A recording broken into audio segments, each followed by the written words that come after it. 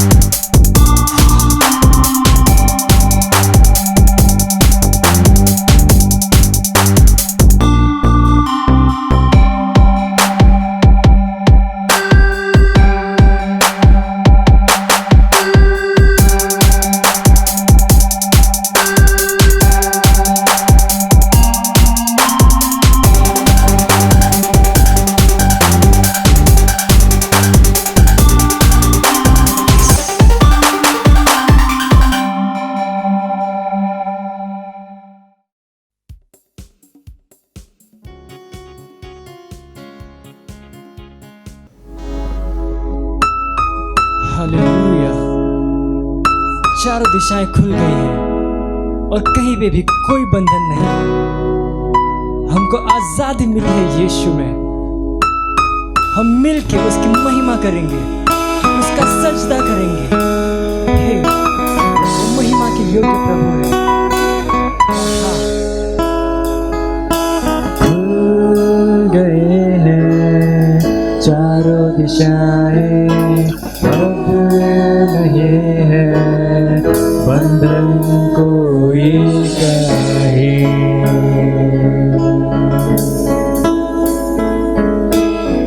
तुझको मिलने से ना रुकेगा कोई, हिम्मत है किसी में ऐसा कोई नहीं।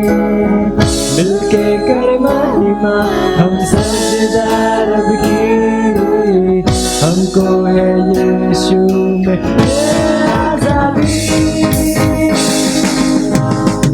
आजादी आजादी आजादी आजादी है मिली यीशु में। आजादी आजादी आजादी आजादी है मिली यीशु में।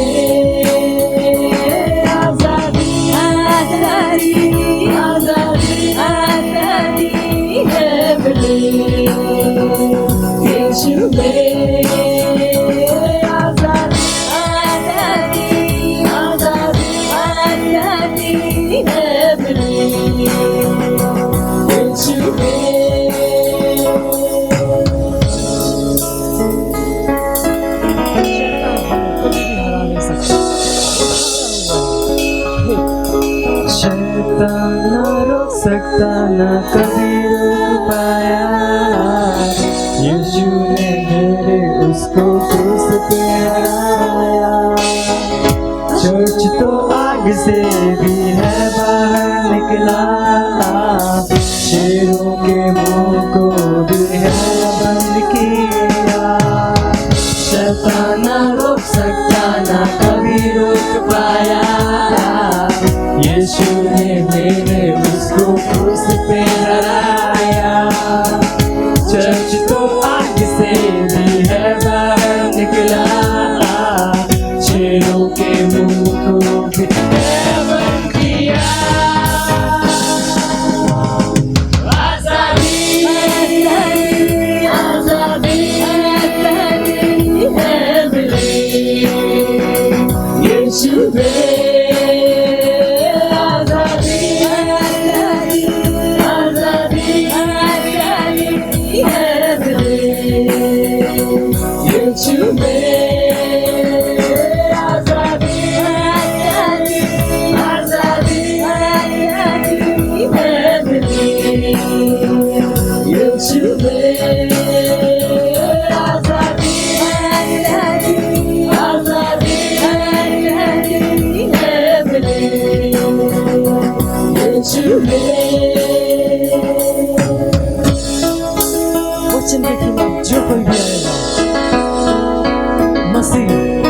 आगे बढ़ जाएगा। वचन के विरोध में अगर आएगा कोई, हर नियम तोड़ के बढ़ जाएगा मसीह। जान लो मौत को हरा चुका मसीह, मौत की चर्च पर कोई ताकत नहीं। वचन के विरोध में अगर आएगा कोई, हर नियम तोड़ के बढ़ जाएगा मसीह।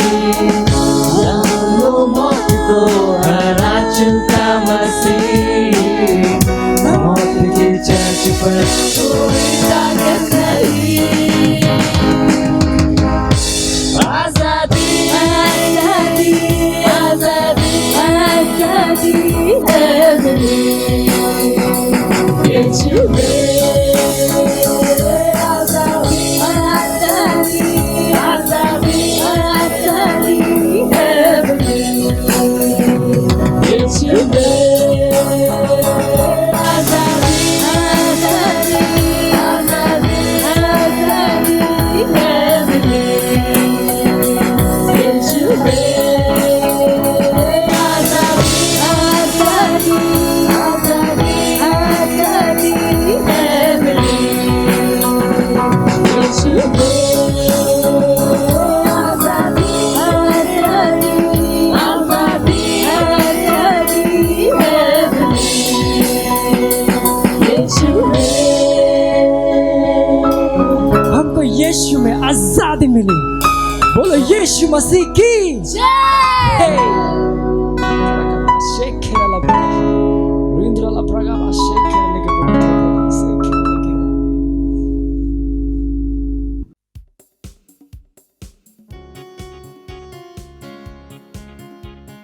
Hallelujah, praise the Lord. फिर से आपका एक बार स्वागत है टीनेजर ऑनलाइन चर्च में। और ये हमारा साल है तैयारी का। हालेलुया। तो अपने आप को तैयार करेंगे आने वाले वचन के लिए। तो जहाँ कहीं भी है अपने स्थानों पे खड़े हो सकते, अपने दोस्तों को इनवाइट कर सकते हैं। तो इस समय हम प्रार्थना करेंगे, अपने हाथों को उठा सकते हैं और अन्य भाषा में बोलिएगा। ओ राका से के ज़िक्र बांधे से के लिब्रा माइन से के बोशा का ये बांधे से के रबा। ओ राबा से के ज़िक्र बांधे से के लिब्रा माइन से के बोशे के बांधे से के रबा। ओ राबा से के ज़िक्र बोंदो सोन से अपने आंखों को बंद करके अन्य भाषा में प्रार्थना कीजिए। रीग्रा बोस से जुझारू रूप से प्रार्थना कीजिए। रीग्रा बासा का ये बांधे से के लिब्रा माइन से के बोशे के रबा। इस समय है परमेश्वर से बातें करने का। रीग्राबोसा का ये बांधे से के डराबा। लीग्राबोसे के जे के डरा बोंदो सोन से के डराबा। ओ राबा से अपने आप को तैयार कीजिए रीग्राबोसा का ये आने वाले वचन के लिए। ओ राबा से के जी के डरा बोंदो सोन से के डराबा। ओ राबा सा का ये बोसे के जी के डरा बांधे से के डरा बोसा का ये बांधे से के डराबा। लीग्राबोसे के जी के डरा बांधे से के जा का ये बोसे के। ओ राबा से के जी के डरा बांधे से के लिब्रा माहिन से के डरा बोसा का ये बोसे के डराबा। और इग्राबासे के ज़िक्र बांधे से के लिब्रा माहिन से के बोशे के डराबा। और राबासे के ज़िक्र बांधे से के लिब्रा माहिन से के बोसा का ये बोशे के डराबा। और राबासे के ज़िक्र बोंदो सोन से के डराबा। Hallelujah, praise the lord. इस समय हम प्रार्थना करने वाले हैं। हमारा पहला प्रेयर पॉइंट है, हम वचन खोलेंगे। आइज़ाया चैप्टर 54 वर्स 17 कहता है, जितने हथियार तेरी हानि के लिए बनाए जाए उनमें से कोई सफल ना होगा, और जितने लोग मुद्दई होकर तुझ पर नालिश करे उन सबों से तू जीत जाएगा। यहोवा के दासों का यही भाग होगा और वे मेरे ही कारण सत्यनिष्ठ ठहरेंगे। यहोवा की यही वाणी है। हालेलुया। हम प्रार्थना कर रहे हैं हर प्रकार की मीडिया के विरोध में जो कि लॉकडाउन और कोविड-19 की अफवाह को फैला रहे हैं। भारत में, महाराष्ट्र में, उत्तर प्रदेश में, बिहार और दूसरी जगहों पर हम उनको रोकते हैं और घोषणा करते हैं कि यीशु मसीह के महान नाम में ना तो कोई लॉकडाउन है और ना ही किसी प्रकार का रिस्ट्रिक्शन है और ना ही कोई अनिवार्य वैक्सीन है। हालेलुया। हम प्रार्थना करेंगे, अपने हाथों को उठा के अन्य भाषा में बोलिए, रीग्राबोसे के रराबांदे से के रराबा, लीग्राबोसा का ये रराबांदे से के ज़िक्राबोशे के रराबांदे से के रराबा, लीग्राबोशे के हम महाराष्ट्र के लिए प्रार्थना करें, रीग्राबोसे उत्तर प्रदेश बिहार के लिए, और राबा से के ज़िक्राबोशा का ये रराबांदे से के रराबा, लीग्राबोसे के ज़िक्राबोंदो सोन से के रराबोशे के रराबा, और राकसा का ये रराबांदे से के लीग्राबोसे के ज़िक्राबांदे से के रराबा, और राबा से के ज़िक्राबोशा का ये रराबांदे से के लीब्रामा से के रराबा, और रीग्राबा सीक्राबोशा का ये रराबांदे से के रराबा, और राबा से के रराबोंदो सोन से के रराबोशे के रराबांदे से भारत से, और राबा से के रराबोशे के रराबांदे से के ज़िक्राबोशे के रराबा, लीग्राबोसे के ज़िक्राबोंदो से के रराबा से के ज़िक्राबा, और राबा से के ज़िक्राबोशे के रराबांदे से के रराबोशा का ये रराबांदे से के रराबा, और राबा से के ज़िक्राबांदे से के लिब्रामाहिन से के रराबोशे के ज़िक्राबोशे के रराबा, लीग्राबोसा का ये रराबांदे से के ज़िक्राबोशे के रराबांदे से के रराबा,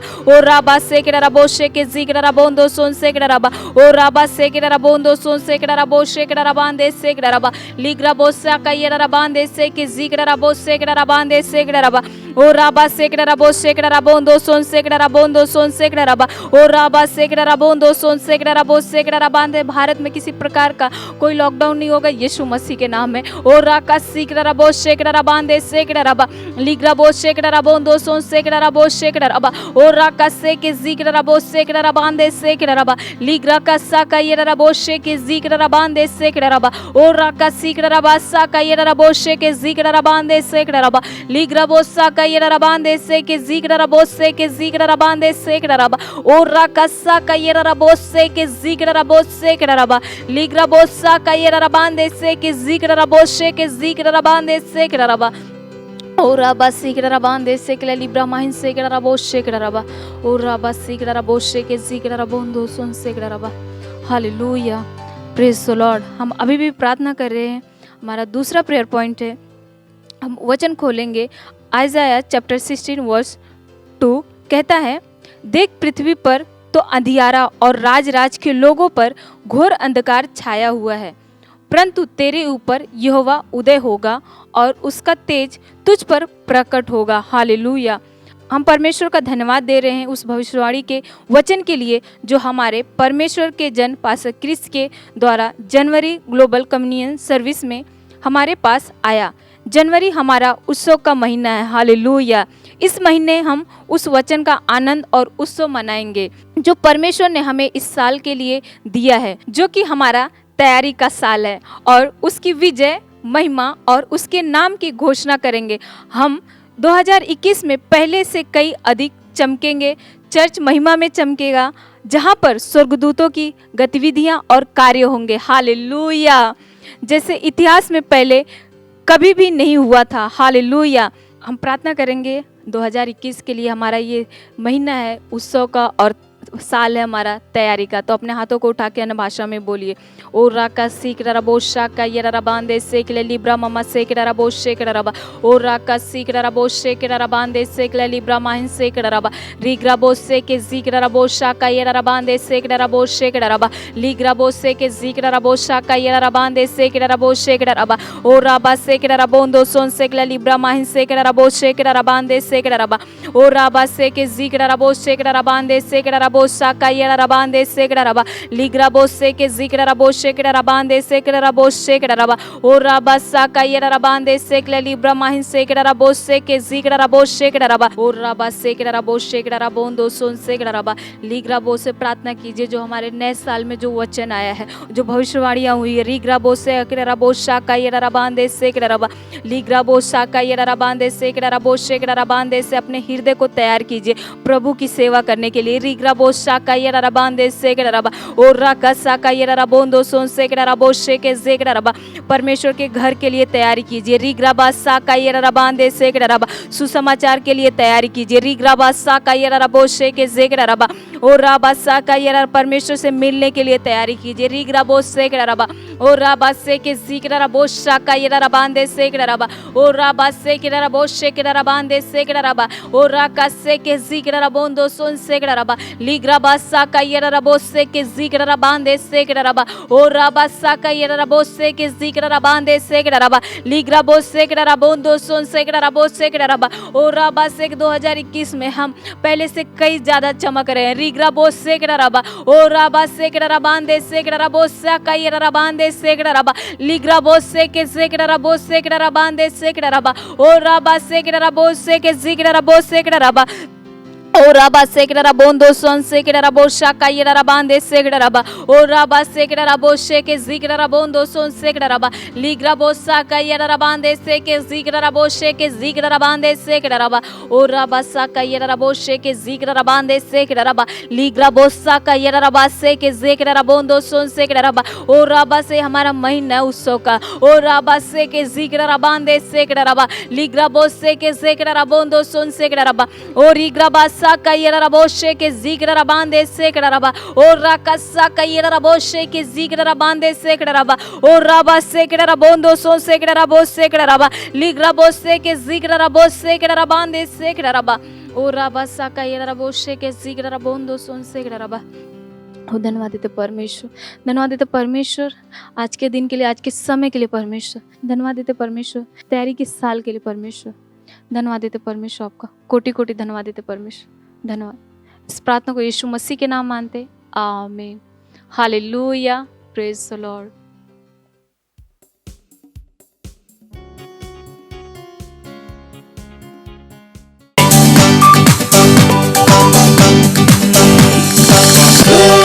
पृथ्वी टल जाएगी पर उसका वचन हमेशा रहेगा। पृथ्वी टल जाएगी पर उसका वचन हमेशा रहेगा। उसके वचन में जितना देखोगे उसके स्वरूप में बदलते जाओगे। उसके वचन में जितना देखोगे उसके स्वरूप में बदलते जाओगे। उसका वचन हमारे मार्ग, हमारे पैरों के लिए दीपक और रास्ते में प्रकाश है। हालेलुया। उसका वचन तेरे पैरों के लिए दीपक है और रास्ते में है प्रकाश। स्वर्ग और पृथ्वी टल जाएगी पर उसका वचन हमेशा रहेगा। स्वर्ग और पृथ्वी टल जाएगी पर उसका वचन हमेशा रहेगा। उसका वचन है सत्य जीवन, वो तुम्हें बढ़ाने के योग्य। उसका वचन है सत्य जीवन, वो तुम्हें बढ़ाने के योग्य। और उसके वचन को हम जितना सुनेंगे उतना ही विश्वास में हम बढ़ते जाएंगे। हाँ, जितना तुम सुनोगे विश्वास में उतना ही बढ़ते जाओगे। स्वर्ग और पृथ्वी टल जाएगी पर उसका वचन हमेशा रहेगा। स्वर्ग और पृथ्वी टल जाएगी पर उसका वचन हमेशा रहेगा। पर उसका वचन हमेशा रहेगा। उसका वचन हमेशा रहेगा।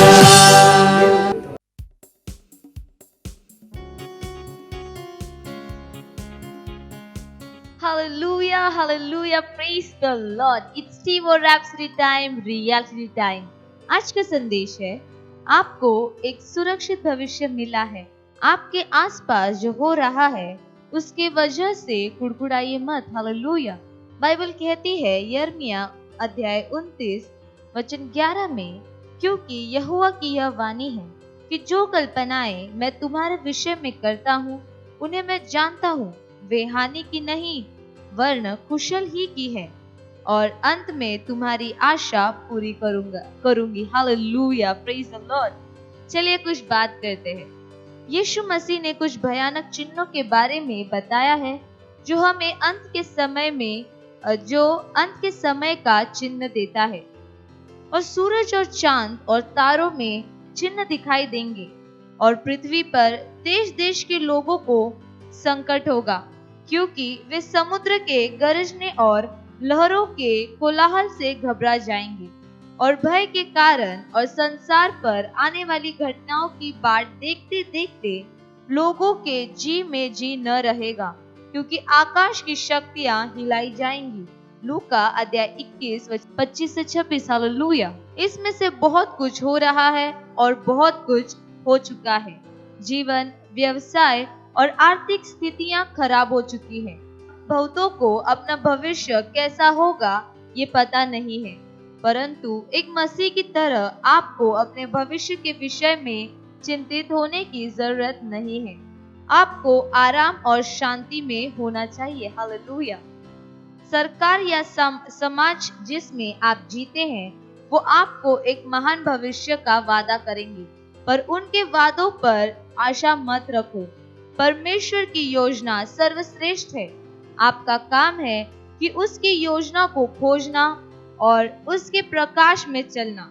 कभी मत होने दीजिए कि विश्व की चुनौतियां आपको निराश कर दे। यीशु ने कहा, आप इस विश्व में चुनौतियों का सामना करेंगे। यही कारण है उसने कहा, मैंने ये बातें तुमसे इसलिए कही है कि तुम्हें मुझ में शांति मिले। संसार में तुम्हें क्लेश होता है, परंतु ढाढ़स बांधो, मैंने संसार को जीत लिया है। हालेलुया। यूहन्ना अध्याय 16 वचन 33। आनंदी रहो, उससे फर्क नहीं पड़ता कि आपके साथ या आपके आसपास क्या हो रहा है। मजबूत बनो, साहसी बनो, हार मत मानो। हो सकता है कि आपके शहर में अब तक स्कूल नहीं खुले हैं, या शायद बहुतों ने उनके नौकरियां या व्यवसाय खो दिए हो। जो कुछ भी हो, ये परेशानी थोड़े समय के लिए है। पौलुस प्रेरित ने उसे कहा कि हल्का सा क्लेश क्षण भर के लिए है, क्योंकि वचन कहता है, क्योंकि हमारा पल भर का हल्का सा क्लेश हमारे लिए बहुत ही महत्वपूर्ण और अनंत महिमा उत्पन्न करता है। दूसरा कुरिन्थियों अध्याय 4 वचन 17। Hallelujah, praise the Lord. जब तक आप मसीह में हैं, आप सुरक्षित है और आपका भविष्य सुरक्षित है। Hallelujah, glory, praise the Lord. और अधिक जानने के लिए आप पढ़ सकते हैं दूसरा कुरिन्थियों अध्याय 4 वचन 16 से 18 और यूहन्ना अध्याय 14 वचन 27। Praise the Lord. ये समय घोषणाओं का, आप मेरे पीछे घोषणा को कर सकते हैं। अपने आंखों को बंद करेंगे, अपने हाथों को स्वर की ओर उठाएंगे और मेरे पीछे कह सकते हैं, मैं परमेश्वर की हाथ की कृति हूं। यीशु मसीह में पुनः निर्माण किया गया। मेरे जीवन के द्वारा उसकी इच्छा को पूरा करते हुए और उसकी महिमा करते हुए मैं पूर्व निर्धारित रास्तों पर चलती हूं। मेरा रास्ता तैयार किया गया है जिस पर मुझे चलना है और अच्छा जीवन जीते हुए जो उसने मेरे लिए तैयार किया है और पूर्व योजित किया है मेरे जीने के लिए। यीशु मसीह के नाम में आमेन। हालेलुया। ये समय है एक्शन पॉइंट जानने का, तो आज का एक्शन पॉइंट है दूसरा कुरिन्थियों अध्याय 4 वचन 16 से 18 पर मनन कीजिए और घोषणाएं करते रहिए। Hallelujah, praise the Lord. जुड़े रहिए हमारे साथ, आपके लिए बहुत सारी इंटरेस्टिंग एंड माइंड अनलॉकिंग चीजें आने वाली है।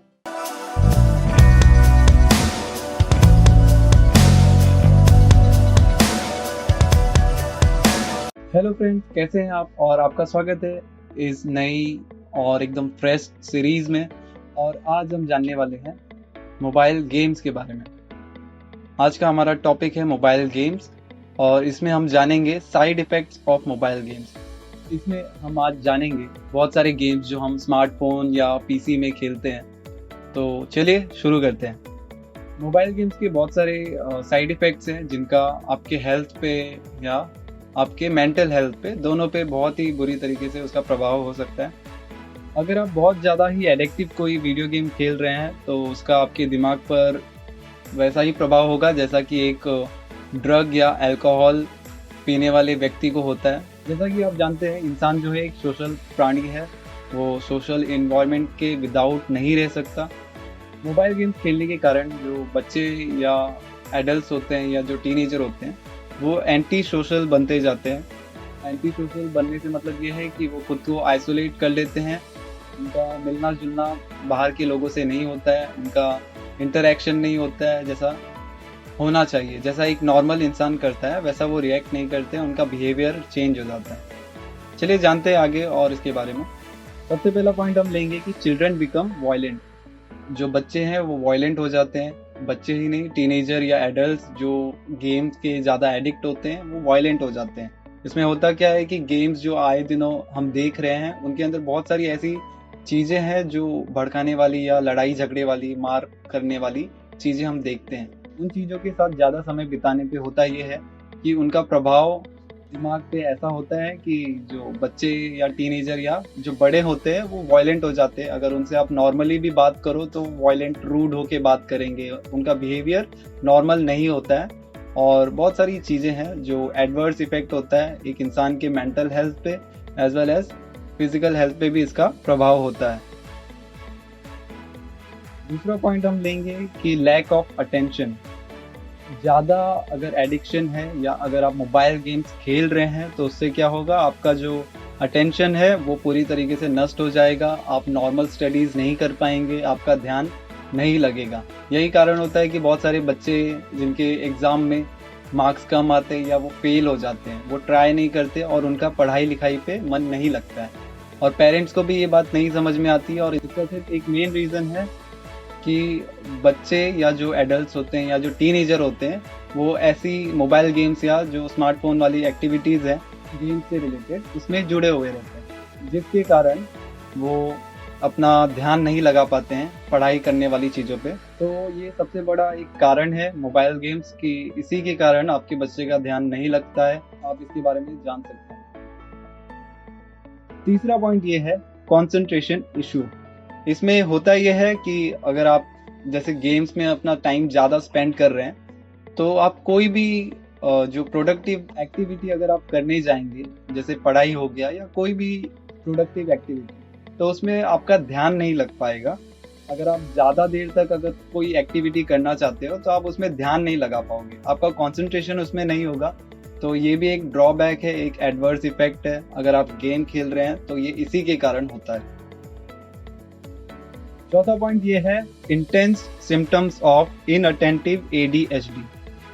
इसमें होता यह है कि जो बच्चे अपना समय 1 या उससे अधिक घंटों के लिए बिताते हैं मोबाइल गेम्स या स्मार्टफोन गेम्स या बहुत सारे गेम्स खेलने में, उसके कारण उनके अंदर ये सिम्टम पाया जाता है। ये सिम्टम जो इनअटेंटिव ADHD के नाम से जाना जा रहा है, ये बेसिकली एक लर्निंग और अटेंशन डिसऑर्डर है, एक बीमारी की तरह है। अगर आप गेम खेल रहे हैं 1 घंटे या उसके अधिक के कारण तो ये भी आपको हो सकता है और इसके बारे में आप जान सकते हैं। पांचवा पॉइंट ये है शॉर्ट टेम्पर्ड एंड इम्पल्सिव। इसमें होता यह है कि जो बच्चे बहुत ज़्यादा समय अपना बिताते हैं, हम जो बात कर रहे हैं वो सिर्फ बच्चों के लिए नहीं है, वो टीनेजर और एडल्ट्स के लिए भी सेम है जो अपना टाइम स्पेंड करते हैं मोबाइल गेम्स खेलने में। इसमें होता यह है कि जो बहुत ज़्यादा समय अपना बिताते हैं मोबाइल गेम्स खेलने में, इसके कारण वो उनका जो स्वभाव है वो चिड़चिड़ा हो जाता है, वो शॉर्ट टेम्पर्ड हो जाते हैं, उनको छोटी छोटी बातों में गुस्सा आने लगता है, उनका जो बिहेवियर है वो एब नॉर्मल हो जाता है। तो ये भी एक प्रभाव है जो आए दिनों हमें देखने मिलता है और ये भी एक सिम्टम है। अगर आप मोबाइल गेम खेल रहे हो तो ये आम सी बात है, ये आपके अंदर होगा। ये भी एक बहुत बड़ा कारण है। पेरेंट्स परेशान रहते हैं अपने बच्चों से कि मेरा बच्चा अच्छे से बिहेव क्यों नहीं कर रहा है। इसके पीछे का कारण ये है कि वो अपना बहुत ज़्यादा समय स्पेंड कर रहे हैं मोबाइल गेम्स खेलने में। इसके कारण उनका जो नेचर हो गया है वो इस प्रकार से हो गया है कि वो सबको हर्ट करता है। इसके अलावा भी बहुत सारे एडवर्स इफेक्ट है मोबाइल गेम्स के। इसमें सबसे पहला हम लेंगे इट किल्स इमेजिनेशन। ये आपकी सोचने विचारने की क्षमता को पूरी तरीके से नष्ट कर देता है। दूसरा इसमें है आइसोलेशन।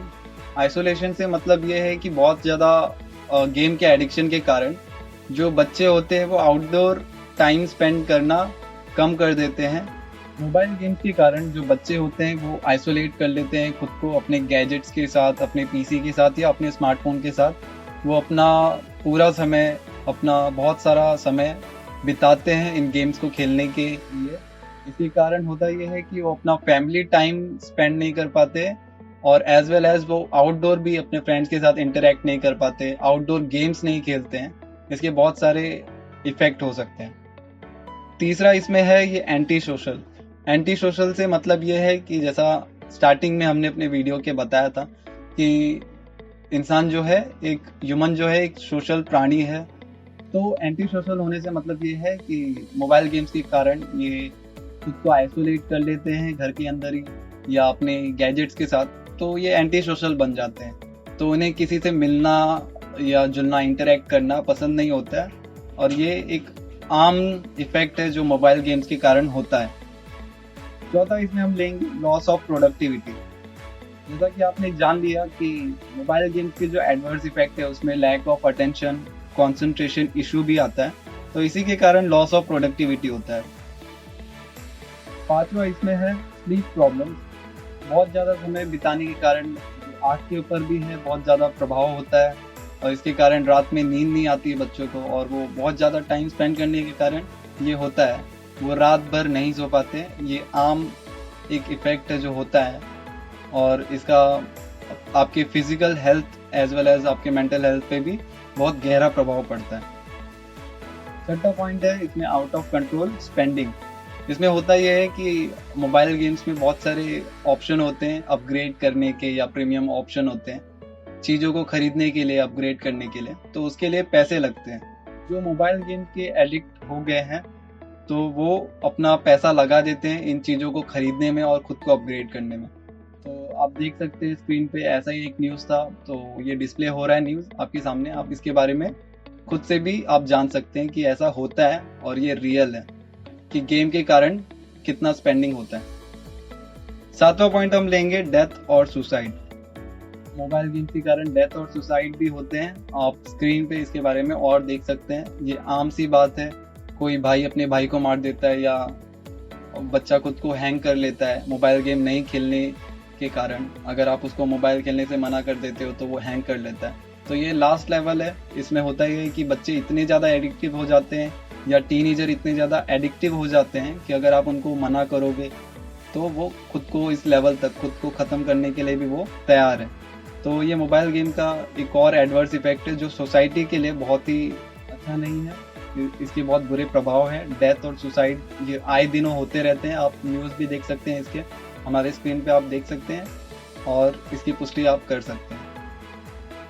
ऐसा नहीं है कि हर मोबाइल गेम्स खराब है, कुछ मोबाइल गेम्स अच्छे भी होते हैं, बट बात ये आती है कि उन्हें खेलता कौन है। उन्हें कोई नहीं खेलता है, वो लोग बोर हो जाते हैं उनसे क्योंकि उसमें लड़ाई झगड़ा नहीं होता है या स्पीड नहीं होती है, ऐसा नहीं होता है, वैसा नहीं होता है। बहुत सारे बहाने लोग मारते हैं और वो गेम्स नहीं खेलते हैं। ये बहुत सारे इफेक्ट हैं मोबाइल गेम्स के जो होते हैं, तो इनके बारे में हमें जान लेना चाहिए और सावधानी बरतनी चाहिए। पेरेंट्स को भी अपने बच्चों पर और ज़्यादा ध्यान देने की ज़रूरत है ताकि आप अपने बच्चों को इन सारी चीज़ों से दूर रख सकें। तो आज के लिए बस इतना ही। मिलते हैं एक अगले नई एपिसोड में। तब तक के लिए thank you, God bless you.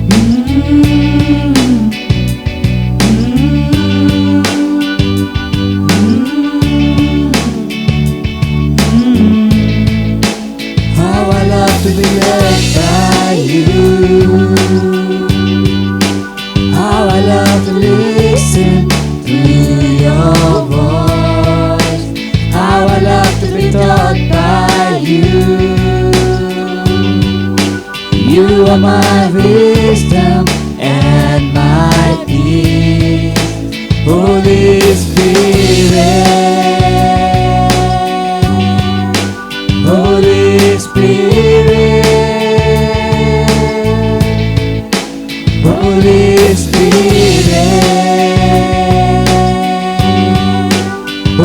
Spirit, my helper, stand by, advocate, my intercessor, strength, counselor. You are my helper, stand by, advocate, my intercessor, strength, counselor. How I love to be led by you. How I love to listen to your voice. How I love to be taught by you. You are my wisdom and my peace. Holy Spirit, Holy Spirit, Holy Spirit, Holy Spirit.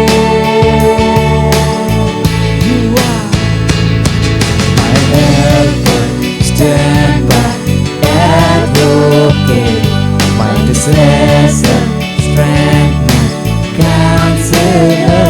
You are my helper, stand by, advocate, my intercessor, strength, counselor. How I love to be led by you. How I love to listen to your voice. How I love to be taught by you. You are my wisdom and my peace. Holy Spirit, Holy Spirit, Holy Spirit, Holy Spirit, Holy Spirit,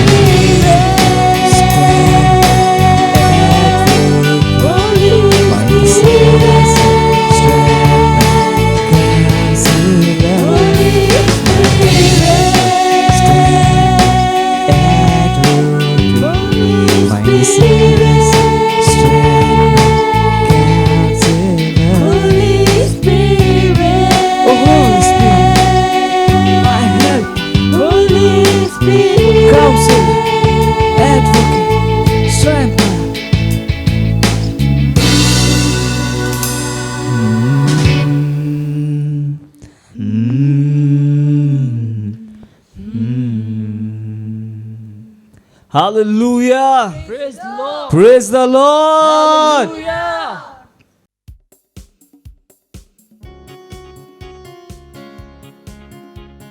praise Lord. मेरा नाम नेहा गुप्ता और मैं थाने से हूँ और मैं परमेश्वर का धन्यवाद करना चाहूँगी और हमारे पास से आइजक सर का भी मैं धन्यवाद करना चाहूँगी कि उन्होंने हमारे लिए ऑनलाइन टीनेजर्स चर्च उपलब्ध कराया। और ऑनलाइन टीनेजर्स चर्च में मेरे पास बहुत सारे क्वेश्चंस थे और मेरे फ्रेंड्स के भी क्वेश्चंस थे जिसका आंसर मुझे नहीं मिल पा रहा था और मेरे फ्रेंड्स को भी नहीं मिल पा रहा था। और जैसे ही मैं टीनेजर्स चर्च में हर एक टीनेजर्स चर्च में अटेंड करती हूँ और मुझे सारे आंसर्स मिलते हैं मेरे क्वेश्चंस के, जो मेरे क्वेश्चंस बहुत सारे थे मेरे पास और उसके आंसर्स मुझे मिलते हैं। और मैं धन्यवाद करना चाहूँगी पास्टर का कि वो हमारे क्वेश्चंस के आंसर दे पा रहे हैं। और ये खाली टीनेजर्स के लिए नहीं है, ये यूथ के लिए भी है और ये खाली मसीह के लिए नहीं है। जो मसीह में नहीं है वो लोगों के भी आंसर इसमें मिल पा रहे हैं और इसके लिए मैं परमेश्वर का धन्यवाद करना चाहूँगी। आप भी देखिए, आपके फ्रेंड्स लोग को भी शेयर कर सकते हैं। और जब मैंने मेरे फ्रेंड्स लोग को शेयर किया तो वो लोग को उसके आंसर्स मिले उनके और वो लोग बहुत एक्साइटेड है इस मीटिंग को देखकर। वो लोग बोलते हैं कि मुझे हर एक इसका भी मीटिंग मुझे शेयर करना और इसके लिए परमेश्वर का धन्यवाद करना चाहूँगी। और पास्टर आइजक सर का भी धन्यवाद करना चाहूँगी कि उन्होंने हमारे लिए ऑनलाइन टीनेजर्स चर्च उपलब्ध कराया और वो हमारे हर एक क्वेश्चन के आंसर दे पा रहे। Thank you pastor Vinod.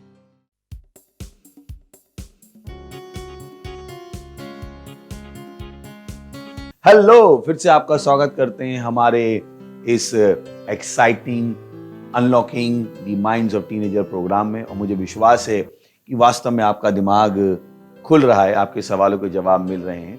और फिर से हम आपका धन्यवाद देना चाहते हैं आपके सवालों के लिए। और हमने एक थोड़ा सा बदलाव किया है कि सवालों में हम नाम नहीं लेंगे अगर कंट्रोवर्शियल सवाल है, क्योंकि हम नहीं चाहते हम आपका नाम ले लें और घर पे जाके आपको मार पड़े। Praise the Lord. तो हम ध्यान देंगे कि हम उन सवालों को लेंगे तो जो आप ही से आए हैं, और आपके फीडबैक बहुत ज़रूरी है। और हमने आपसे बार बार कहा है, ये हर जगह इन सवालों के जवाब उपलब्ध नहीं है। तो हमारे साथ एक एम्बेसडर बन जाइए, इस प्रोग्राम को बाकी टीनेजर्स तक भी लेकर जाइए। इससे पहले हम प्रोग्राम की शुरुआत करें, हम प्रार्थना करेंगे।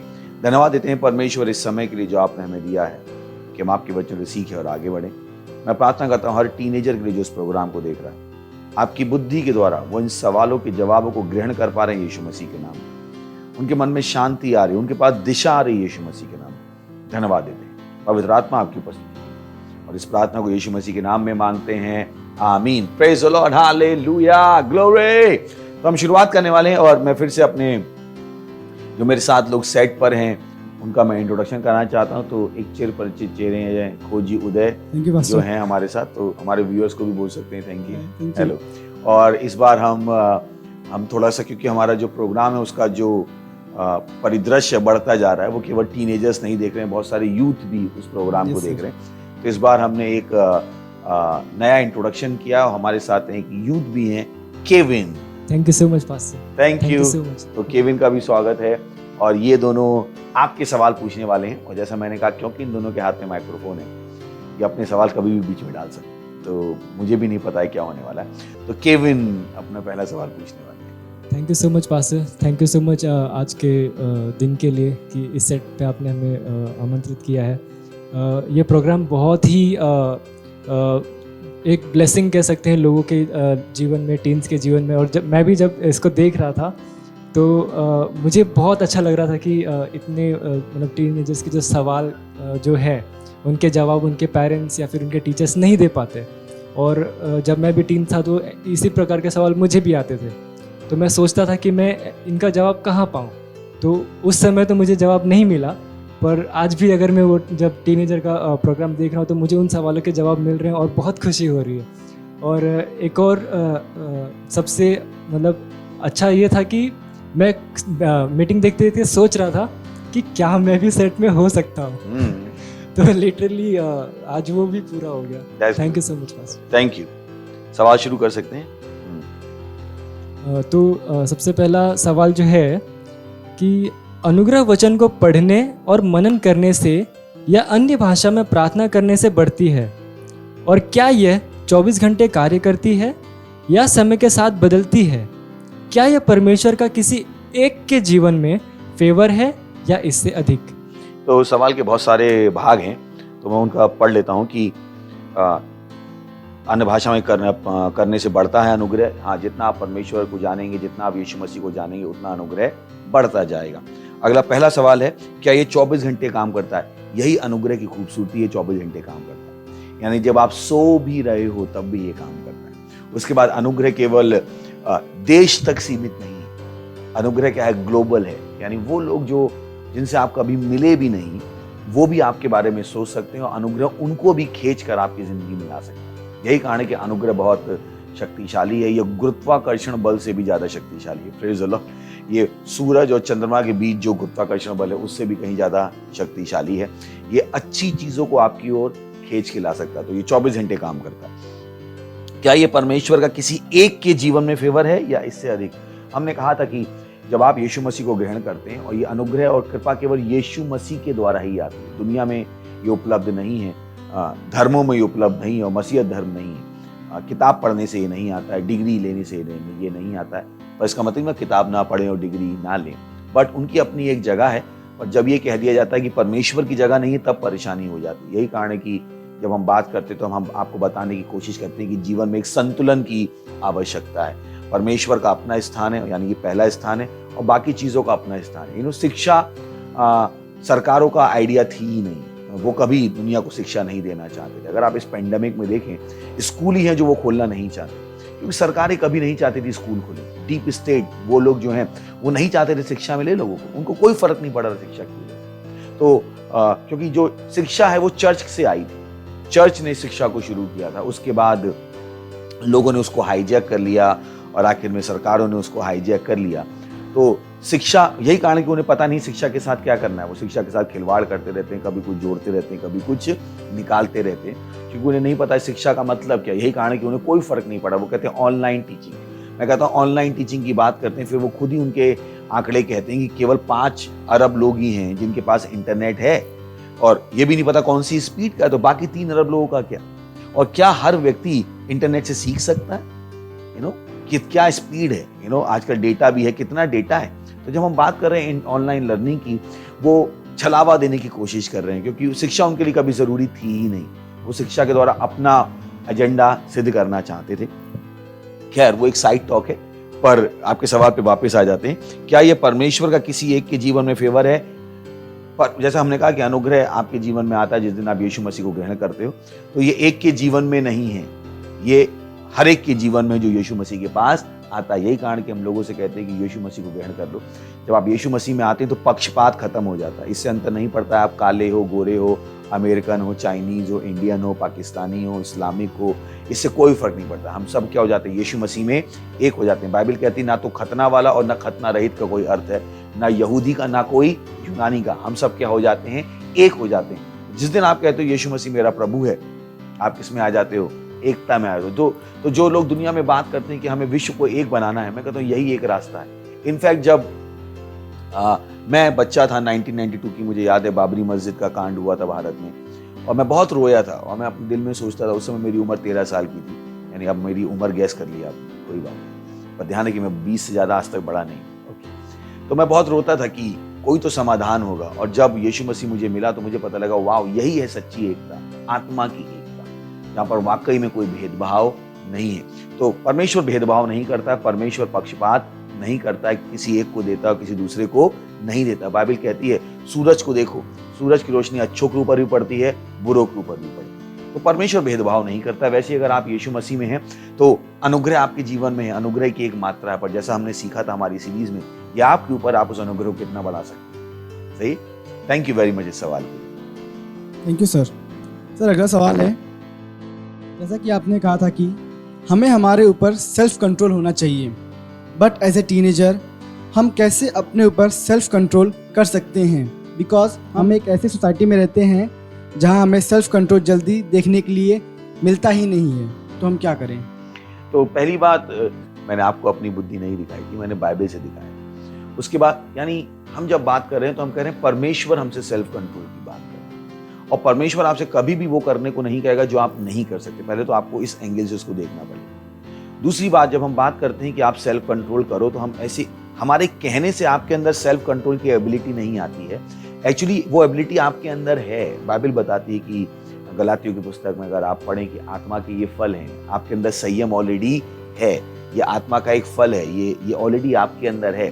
तो जब हम आपसे कहते हैं कि सेल्फ कंट्रोल करो, तो हम आपसे एक अनजानी चीज करने को नहीं कह रहे हैं जो आपके अंदर नहीं है। जैसे अगर आप एक बच्चे से कहते हो देखो, जिसकी आंखें हैं, तो आप उससे कुछ अनजाना करने को नहीं कर रहे हो। आप बच्चे से कह रहे हो चलो, तो आप उससे कुछ अनजाना करने को नहीं कह रहे हो। तो पहले तो ये समझ लीजिए कि ये करना मुश्किल नहीं है, क्योंकि जब आप उसको मुश्किल की तरह देखेंगे तो परेशानी आएगी। हमने कहा ना कि दुनिया आपको सच नहीं बताती, दुनिया आपको कठिन चीज़ों को आसान बताती है, आसान चीज़ों को कठिन बताती है। वो कहते हैं अरे सिगरेट पीना बहुत आसान है, पी के देख, है ना, जबकि उससे जो परेशानियां होती हैं शरीर को, वो शरीर ही जानता है, वो नहीं बताएंगे आपको। तो वैसे ही वो बताएंगे अरे सेल्फ कंट्रोल करना बहुत कठिन है।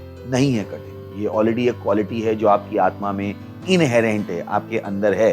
सो आपको बिल्कुल भी सोचने की जरूरत नहीं है कि मैं इसको नहीं कर सकता और ये बहुत ही डिफिकल्ट चीज है। फिर आपने कहा कि हमें सेल्फ कंट्रोल दिखाई नहीं देता है, क्योंकि पहली बात तो ये अदृश्य चीजें हैं। आप मुझसे पूछिए, अगर आप मुझे देख रहे हैं तो सेल्फ कंट्रोल आपको दिखाई दे रहा है, सही ना। अगर आप यीशु मसीह को देखें तो सेल्फ कंट्रोल दिखाई दे रहा है। तो डिपेंड करता है कि आप कहां पर क्या खोजने की कोशिश कर रहे हैं। ऐसा तो नहीं आप अब जैसे आप जाओ एक सब्जी की दुकान में और आप वहां कहो कि मुझे प्लास्टिक की बोतल दिखाई नहीं दे रही है।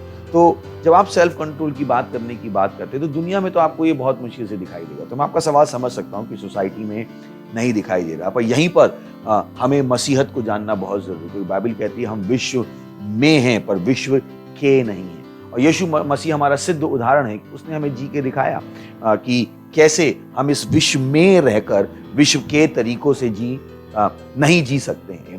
हम अपने आप को इस तरह से बदल सकते हैं। रोमियो की 12वें अध्याय की पुस्तक में हमने पढ़ा कि तुम्हारे दिमाग के बदलते जाने से तुम्हारा चाल चलन भी बदलता जाए। तो सेल्फ कंट्रोल संभव है। तो समाज को मत देखिए कि समाज में उदाहरण नहीं है।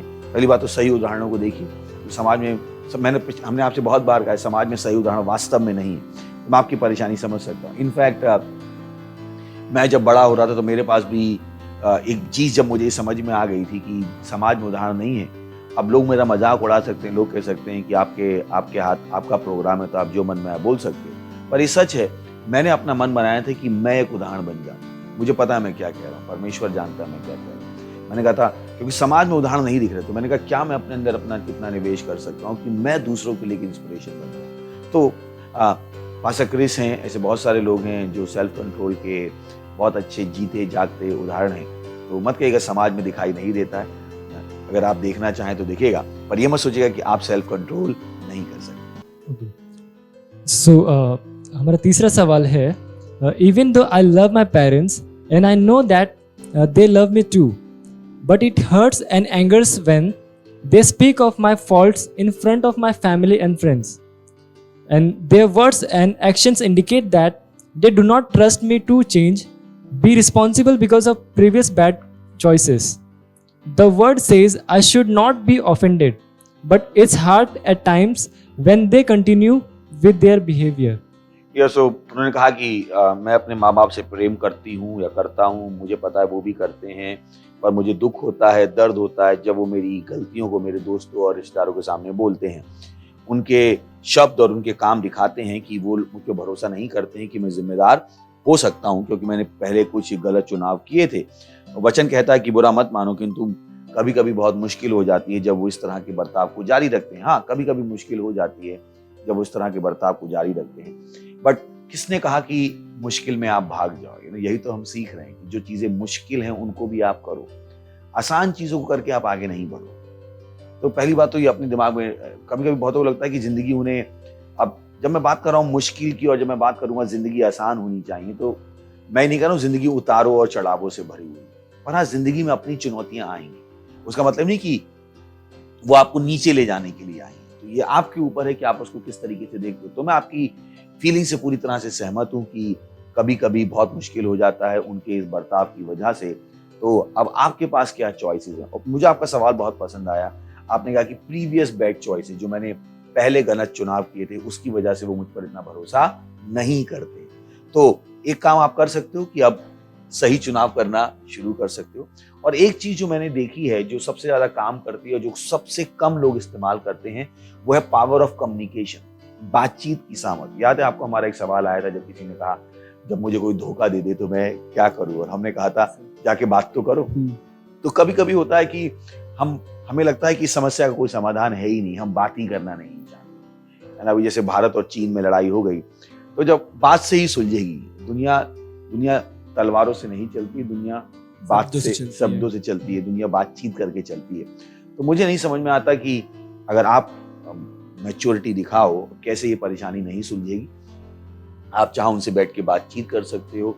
शायद उन्हें आपकी भावनाओं का इल्म नहीं है, ज्ञान नहीं है, और अगर आपने बताया भी तो आपने इस तरीके से बताया कि उन्होंने उसको ग्रहण नहीं किया।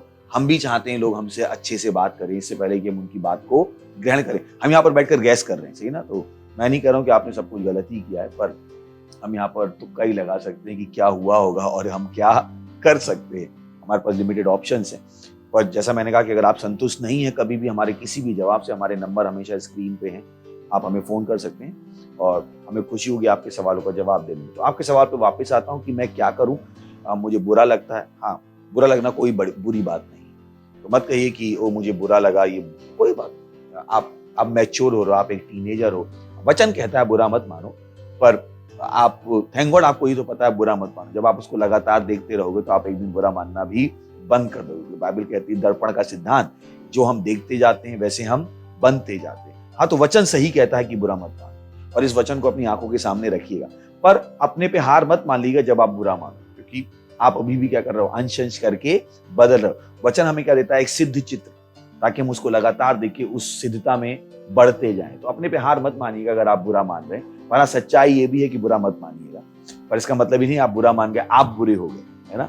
और माँ बाप का तो एक्शन आपने बहुत अच्छा जस्टिफाई किया कि शायद आपके पुराने जो काम थे, मुझे एक कहानी याद है, एक बच्चा था जो भेड़े चराने जाता था और वो चिल्लाने लगा, शेर आया शेर आया शेर आया, और पूरा गांव उसकी सहायता करने पहुंच गया। वहां मतलब नहीं नहीं नहीं कोई नहीं आया, कोई बात नहीं। अगले हफ्ते उसने फिर से किया, शेर आया शेर आया शेर आया, और फिर गांव वाले भाग के गए और वास्तव में वहां पर कोई शेर था ही नहीं।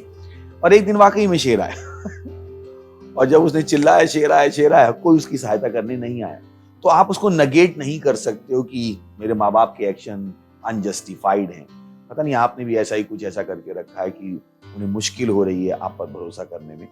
मुझे विश्वास है कि आपने ये ऑलरेडी फैक्टर इन किया। तो मुझे पता है कि बुरा लगता है, कोई बात नहीं, बुरा लग सकता है कभी कभी, और उस वचन को अपने सामने रखिएगा। माँ बाप से बात करने की कोशिश कीजिएगा, सही से कम्युनिकेट करने की कोशिश कीजिएगा। तो कभी कभी हम दोस्तों को कितना समझाने की कोशिश करते हैं, उनके साथ हम कितना पेशेंस रखते हैं, तो मुझे लगता है माँ बाप के साथ हम कितना पेशेंस रखते हैं।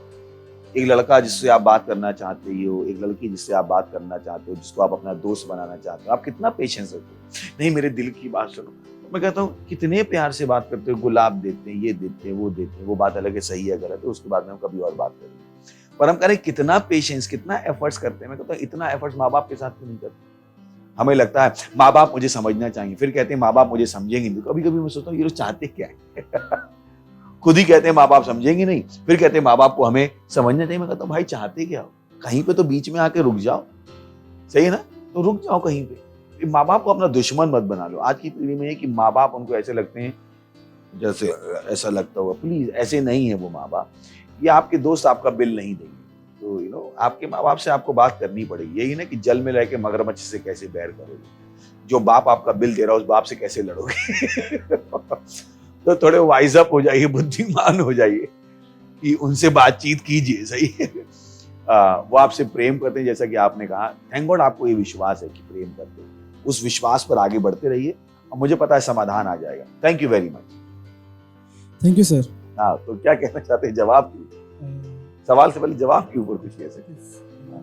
जवाब आई थिंक पास्टर की बेस्ट है कि आप जवाब देखिए, आप बहुत ज्यादा बेटर जानते हैं, ऐसे चुप रहते नहीं, ऐसा मत सोचिए, आप काउंटर कर सकते हैं बीच में, सही ना, आप इन सब के प्रतिनिधि हैं, सही है।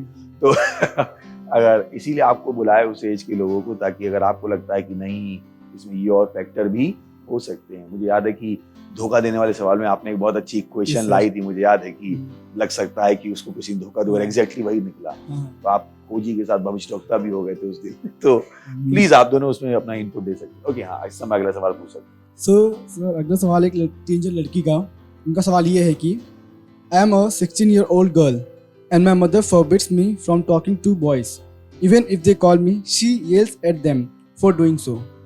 It's really annoying and embarrassing as well. What do I do? तो ये सवाल मेरे ख्याल से तीसरे सवाल से ही जुड़ा हुआ है। अगर आप उसका जवाब दें, लेना चाहें। पहली बात तो मुझे नहीं पता क्या हिस्ट्री है। हिस्ट्री बहुत मैटर करती है, क्योंकि यहाँ पर आपने एक एंगल दिखा दिया है और हमारे पास दूसरा एंगल नहीं है। तो यहाँ पर बैठ के जवाब देना और न्याय करना बहुत ही मुश्किल है और मुझे लगता है सही होगा किसी भी तरीके से। तो क्यों करती हैं उसके भी उनके कारण हो सकते हैं।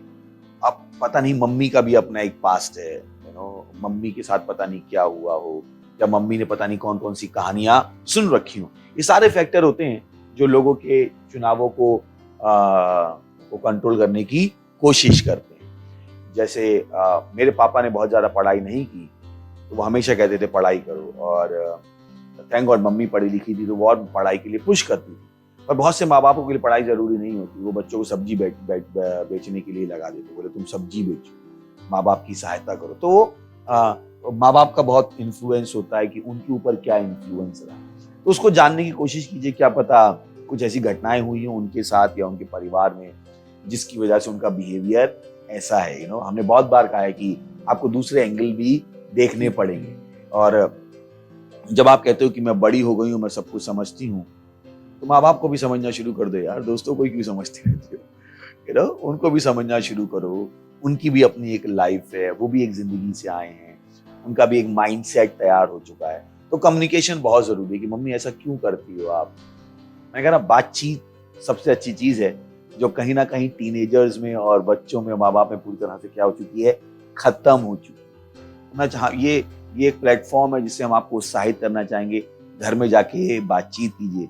आजकल बातचीत है, मम्मी मुझे ये चाहिए, मम्मी मुझे ये चाहिए, मम्मी खाना बना के दे दो, मम्मी मुझे ये पसंद नहीं। मैं कहता हूँ यही एक डिमांड रह गई है। माँ बाप क्या केवल इसीलिए हैं?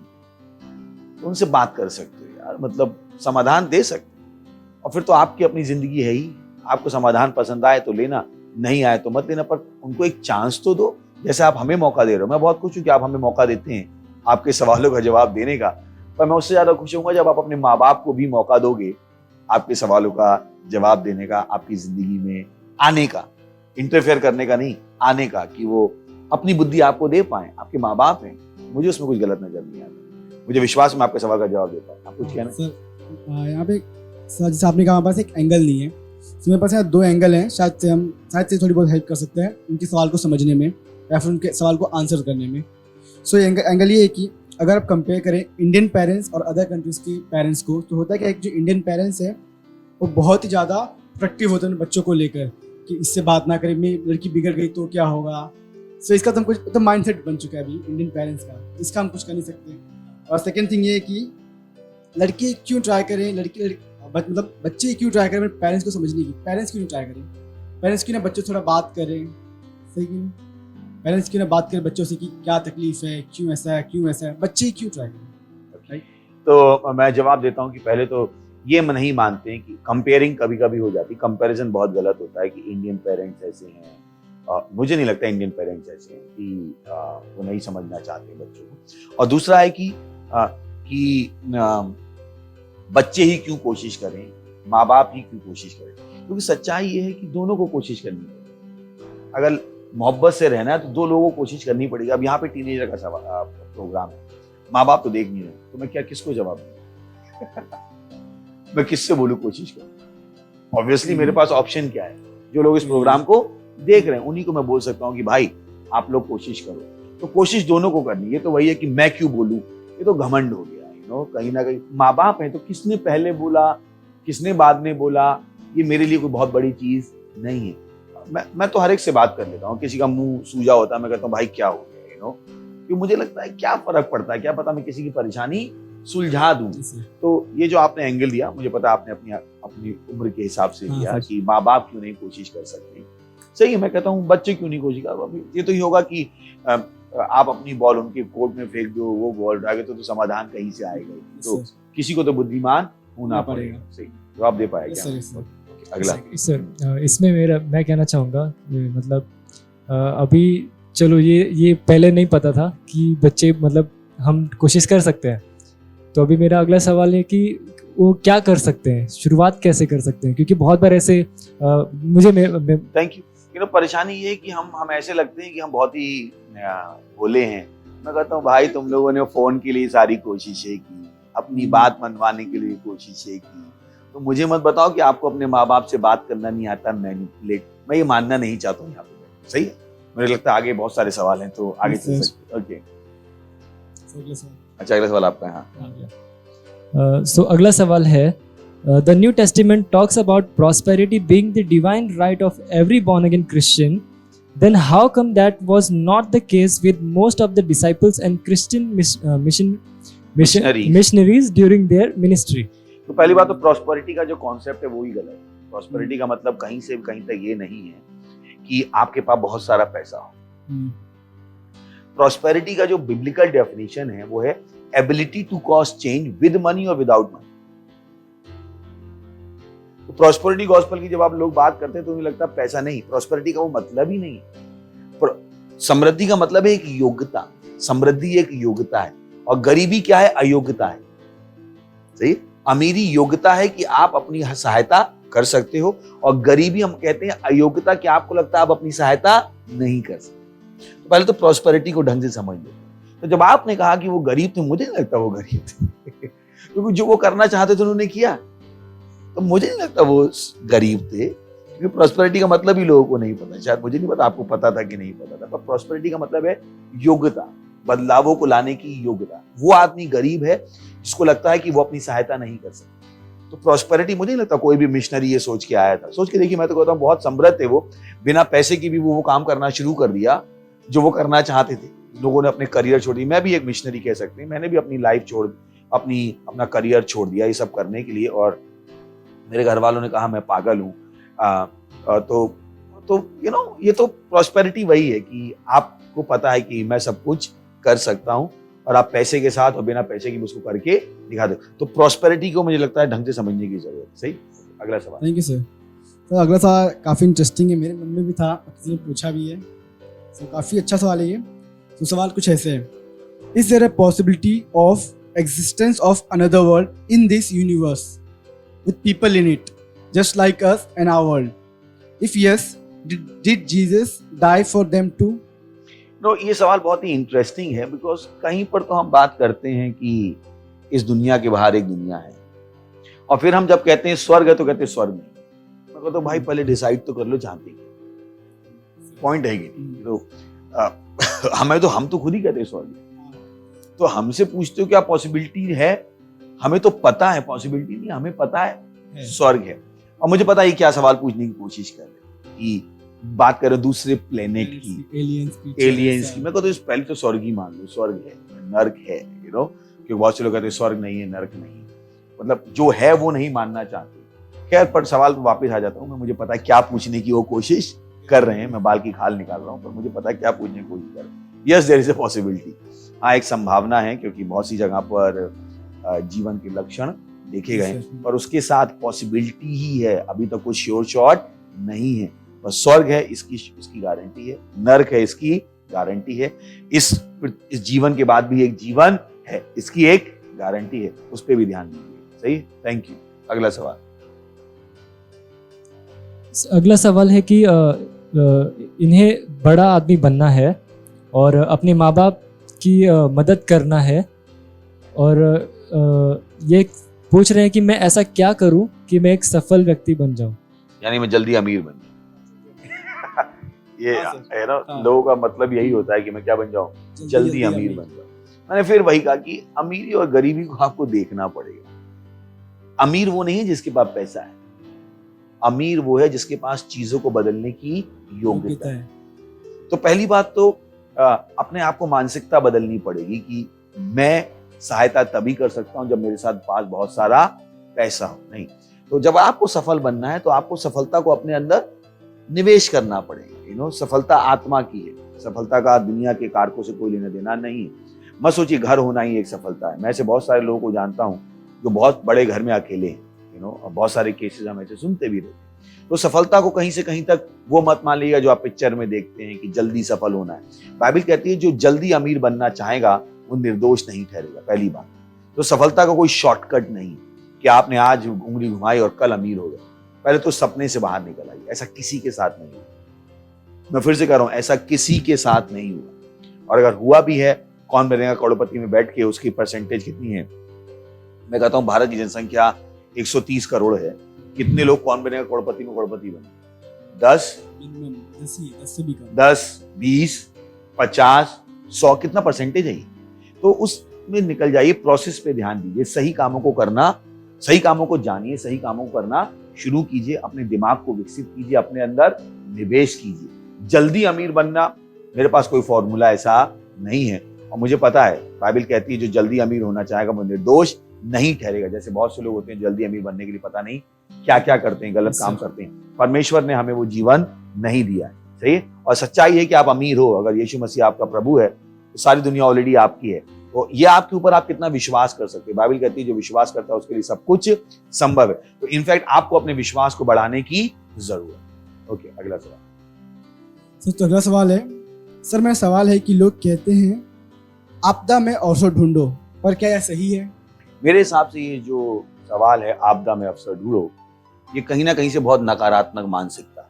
आपके अपने व्यूज हो सकते हैं, पहले मैं अपने रख देता हूँ कि जब हम बात करते हैं आपदा में अवसर ढूंढो तो लोग ये कहना चाहते हैं अपना फायदा ढूंढो। शायद मैं सही कह रहा हूँ, आइडिया यही है। तो अगर मैं गलत हूं तो आप मुझे सही कर सकते हैं, पर जो मुझे सवाल से समझ में आता है वो ये कि परेशानी में अपना फायदा ढूंढो, क्योंकि परमेश्वर ये नहीं सिखाता। परमेश्वर कहता है परेशानी में समाधान ढूंढो, जिससे आपका भी फायदा हो और दूसरों का भी फायदा हो। पर जब हम बात करते हैं फायदे में अवसर ढूंढो, तो लोग जनरली सोचते हैं कि कैसे, जैसे एग्जाम्पल लेते हैं, एक बैंक में चोरी हुई और चोर अगले दिन न्यूज देख रहे थे और न्यूज आई कि बैंक में 5 करोड़ रुपए की चोरी हुई। दोनों जो चोर थे उनमें लड़ाई हो गई और बोले, अरे तू तो बोला था 1 करोड़ चुराए, ये न्यूज वाले कह रहे 5 करोड़ चुराए। तो उन दोनों ने जाके अपने पैसे गिने, शायद गलती से वो लोग 5 करोड़ ले आए हों और उनको लग रहा है 1 करोड़, उन्होंने पूरे पैसे गिने 1 करोड़ निकले। बाद में क्या पता लगा, बैंक मैनेजर से 2 करोड़ का घोटाला हो गया था, उसने वो भी जोड़ दिया। तो उसने जो घाटा बताया मैनेजमेंट को बताया कि 3 करोड़ चोरी हो गई। मैनेजमेंट ने भी 2 करोड़ का घपला कर रखा था, तो मैनेजमेंट बाहर क्या बोला, 5 करोड़ गायब हो। तो अगर ये आपदा में अवसर ढूंढना मेरे हिसाब से पूरी तरह से गलत है। मैं नहीं चाहता हूं कि हम इस सोच के साथ आगे बढ़े कि हम आपदा में अवसर ढूंढे। नहीं, ये गलत सोच है, मेरे हिसाब से पूरी तरह से गलत सोच है। हाँ, परेशानी में समाधान ढूंढिए, लोगों की सहायता कीजिए, और उस परेशानी को अपने फायदे के लिए इस्तेमाल मत कीजिए। मैंने कहानी आपको बता दी। Thank you. अगला सवाल। अगला सवाल है, what's the relation between science and God? बहुत सरल सवाल है, पर लोगों की आदत है कि कठिन चीजों को सरल बनाना और सरल चीजों को कठिन बनाना। बहुत सिंपल है, एक लाइन का जवाब है, God can explain science but science can not explain God. परमेश्वर साइंस समझा सकता है, पर साइंस परमेश्वर नहीं समझा सकता। So one is the subset of the superset. So God is superset and science is subset. मुझे विश्वास है अगर आप मैथमेटिक्स पढ़ी तो यही एक संबंध है, पर यही कारण है कि साइंस की फ्यूटिलिटी हमें बार बार समझ में आती है। उनको अपनी लिमिट्स नहीं पता, उनकी एक लिमिट है जिसके बाहर वो नहीं जा सकते, पर परमेश्वर लिमिटलेस है। इसलिए अगर आप बाइबल में देखेंगे, बाइबल आपको क्वांटम फिजिक्स समझा सकती है, क्वांटम फिजिक्स बाइबल समझा सकती है, स्पेस बाइबल आपको समझा सकती है, पर साइंस बाइबल नहीं समझा सकती। तो उल्टा होता है कि जब हम साइंस से परमेश्वर को समझाने की कोशिश करते हैं, मैंने कि प्लीज इस प्रयास को रोक दीजिए, क्योंकि परमेश्वर साइंस समझा सकता है, पर साइंस परमेश्वर नहीं समझा। ओके, तो अगला सवाल है, द मोस्ट अवेटेड, मतलब बहुत ही ज्यादा वो है सवाल जो बहुत लोग के मन में आता है। बहुत अच्छा सवाल है ये भी। सवाल ये है कि पहले मुर्गी आई या अंडा? इंटरेस्टिंग कि पहले मुर्गी आई या अंडा। मैंने कहा सवाल बहुत सरल है, अगर आप बाइबल पढ़ेंगे तो उत्पत्ति, मुझे ही पता है कि जब मुझे बाइबल नहीं पता थी हम भी सवाल पूछे पहले मुर्गी आई कि अंडा। और जब मैंने अपनी बाइबल पढ़नी शुरू कर तो मेरे सवाल का जवाब मिला। बाइबल बताती है परमेश्वर ने सृष्टि की रचना की शुरू के 6 दिन, और उसमें उसने जल से पक्षी, जल के जंतु बनाए, फिर उसने आकाश के उड़ने वाले पक्षी बनाए, फिर उसने थल पर चलने वाले भी बनाए। तो यहाँ पर हमें पता लगता है कि पहले मुर्गी आई, बाद में अंडा आया। और थैंक यू इस सवाल के लिए। मुझे विश्वास है कि ये जाके साइंटिस्ट से भी पूछिएगा कि पहले कौन आई, मुर्गी आई कि अंडा आया। और मैं कहता हूं अगर अंडा एवोल्यूशन से आया, मैं कहता हूं दूसरा भी अंडा पैदा करके दिखा दो एवोल्यूशन। तो यहाँ पर परेशानियां हो जाती हैं और लोग हमें धोखा देने की कोशिश करते हैं, पर नहीं, हमारे पास क्या है, परमेश्वर की बुद्धि है। एक और 2 सवाल ले सकते हैं जल्दी से। सो हमारा अगला सवाल है, I love my pets so much, I am anxious that after the rapture they will just be left just like that to die. I mean, God created them. I believe He too loves them. So why should it be so harsh for them through no fault of theirs? तो सवाल है कि मैं अपने pets, जो घरेलू जानवर, उनसे बहुत प्यार करती हूँ, मुझे विश्वास है परमेश्वर भी उनसे प्यार करता है, तो रैप्चर के बाद वो क्यों छूट जाएंगे? उनकी तो कोई गलती है ही नहीं। पहली बात तो हाँ, परमेश्वर प्यार करता है उनसे, पर आपको यहाँ पर एक चीज समझनी पड़ेगी कि रैप्चर किन का हो रहा है। मनुष्य में और जानवरों में अंतर है। जानवर आत्मा नहीं है, जानवर क्या है, प्राण और शरीर। अगर आप मनुष्य की सृष्टि देखेंगे तो बाइबल बताती है कि मनुष्य एक आत्मा है। जब हम बात करते हैं स्वर्ग जाने की तो हम बात करते हैं आत्मा की। आत्मा अजर और अमर है, सही, शरीर नाशवान है। तो जानवरों के पास आत्मा नहीं है, वो क्या है, प्राण है और शरीर है। मुझे विश्वास है आपके सवाल का जवाब दे देगा। तो मुझे लगता है इसमें परमेश्वर कठोर हो रहा है या बहुत ही निर्दयी हो रहा है या अनजस्टिफाइड हो रहा है, क्योंकि वो उसके लिए है ही नहीं। इस तरीके से कि आप फ्रिज को भी परमेश्वर ने बनाया, फ्रिज रैप्चर में पीछे रह जाएगा। ये उसी तरीके से, क्योंकि सच्चाई है उनके अंदर कोई आत्मा नहीं है। ये चीजें हैं जो लोगों को नहीं पता होती। मुझे विश्वास, जब आप रैप्चर की बात करें तो अपनी बाइबल जाके पढ़ सकते हैं। ये पूरी दुनिया को मैं जवाब नहीं दे रहा हूँ, आपको जवाब दे रहा हूँ। जो आपने कहा रैप्चर में क्या होगा, तो उनके अंदर आत्मा है ही नहीं, तो वो इस एम्बिट में आते ही नहीं, उनका इन बातों से कोई लेना देना है ही नहीं। तो परमेश्वर का निर्दयी हो रहा है, परमेश्वर उनसे प्रेम नहीं करता है, ये सारे सवालों का कोई औचित्य नहीं। अब मुझे विश्वास है कि मैं आपके सवाल का जवाब दे पाया। Thank you sir. तो अगला सवाल है, is it wrong for us to have a girlfriend और बॉयफ्रेंड? इस सवाल के बारे में हम बहुत बार जवाब दे चुके हैं, पर मुझे कोई परेशानी नहीं है सवाल का बार बार जवाब देने में। मुझे सवाल होना चाहिए, कभी कभी जो सवाल हम पूछते हैं, हम कुछ जवाब चाहते हैं, स्पेसिफिक आंसर चाहते हैं, उस तरीके से हम अपने क्वेश्चंस को फ्रेम कर लेते हैं। मेरा इसके ऊपर एक सवाल है, why should I have a girlfriend और बॉयफ्रेंड? इन स्पाइट ये पूछने का, इज इट रॉन्ग, मेरा सवाल है why should I have, tell me why should I have. क्योंकि मेरे लिए सबसे बड़ी चीज है हर चीज का व्हाई, मैं जो कर रहा हूं वो क्यों कर रहा हूं। जैसा हमने कहा था, बहुत बार हमने उसके ऊपर जवाब दिया, शादी का क्यों, मैं कहता हूं इस गर्लफ्रेंड का क्यों क्या है, इस बॉयफ्रेंड का क्यों क्या है। इसलिए कि समाज के प्रेशर में, आपको पता है बहुतों ने समाज के प्रेशर में गर्लफ्रेंड बॉयफ्रेंड बना रखी। अगर आप सच बोल पाओ, मैं भी आपकी उम्र से गुजर के आया हूं और अभी भी मैं आप ही की उम्र का हूं, 20 साल का, तो मुझे पता है कि उसका क्यों क्या है। तो ये सवाल पूछने की जगह क्या सही है क्या गलत है, मेरा सवाल है क्यों होना है वो, उससे क्या एडिशन है, कौन अपनी जिंदगी में कचरा रखना चाहता है। तो अगर उससे कोई जिंदगी आगे नहीं बढ़ रही है, मैं क्यों रखूं। तो ये सवाल पूछना कि बॉयफ्रेंड होना सही है, गर्लफ्रेंड होना सही है, मैं कहता हूं मेल फ्रेंड और फीमेल फ्रेंड भी हो सकता है। आपके सवाल को मैं ऐसे भी पढ़ सकता हूं कि मेल फ्रेंड होना, फीमेल फ्रेंड होना, क्यों नहीं हम मेल फ्रेंड हो सकते हैं, फीमेल फ्रेंड हो सकते हैं। और फ्रेंड, क्योंकि यहां पर जब हम बात करते हैं, आजकल के बात करें, मैं करूंगा बॉयफ्रेंड है, गर्लफ्रेंड है, कोई परेशानी नहीं अगर वो फ्रेंड है तो। पर यहां पर जब लोग बात करते हैं गर्लफ्रेंड की और बॉयफ्रेंड की, तो वो कहते हैं हम बिना शादी के पति पत्नी हैं। ये गलत है।